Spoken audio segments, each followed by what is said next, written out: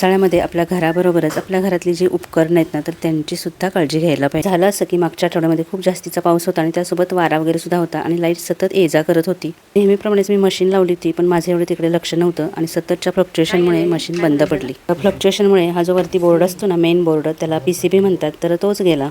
ही मशीनला ऑलरेडी 5 वर्ष झालेली, त्यामुळे वॉरंटीमध्ये नव्हती आणि त्यामुळे त्याच्या दुरुस्तीला 5,000 खर्च आला. खर्च आला तो आला, पण ऐन पावसाळ्यात जर अशी मशीन बंद पडली तर तुम्ही विचार करा, एवढं वाढीव काम झालं ना. कारण कपडे हाताने धुणं आलं, बरं धुवायचं तर जाऊ देत, पण सुकवायचे कसे? ही मशीन बंद पडल्यानंतर आम्ही ऑनलाईनच याची तक्रार केली. मग ते दुसऱ्या दिवशी आले आणि त्याच्यानंतर मग 4 दिवसानंतर तो पार्ट आला आणि त्याच्यानंतर मग बसवले. असं करण्यामध्ये 8 दिवस गेले. यामुळं कपडे धुवायचे, परत ते नेऊन टेरेसवरती सुकत घालायचे, कारण की घरामध्ये ओली कपडे कसे ठेवणार ना, बाल्कनीत सगळं पाणी गळत राहतं. त्यामुळे ते टेरेसवर सुकत घालण्याचं एक वाढीव काम लागलं. बरं, त्याबरोबरच तुम्हाला एक छानशी गोष्ट दाखवते की जेव्हा मी कपडे सुकायला टाकायला जात होते ना, तर तेव्हा हे बघा, इथे बाजूच्या बिल्डिंगच्या इथे ना चाफ्याचं झाड आहे. इतकी सुंदर फुलं आलेली. वरती टेरेसवर मी शक्यतो जास्ती जात नाही, पण कपडे सुकत घालायच्या निमित्ताने मी वरती जात होती, तर इतका छान वास येत होता. बघितलं तर इतकी सुंदर चाफ्याला फुलं आलेली ना. खरंच ही फुलं बघितली आणि चिडचिड जरा कमी झाली.